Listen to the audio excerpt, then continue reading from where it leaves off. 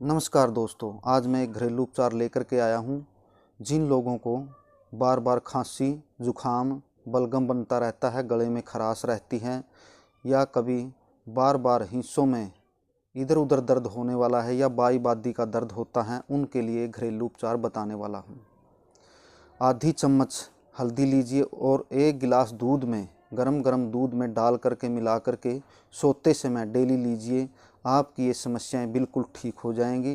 कुछ दिन लेंगे तो आपको खुद पता चल जाएगा और अनुभव भी होगा कि कैसे मेरा दर्द ठीक हो गया बगैर किसी दवाई के। ये एंटीसेप्टिक होती है हल्दी, बहुत अच्छा कार्य करती है। धन्यवाद दोस्तों।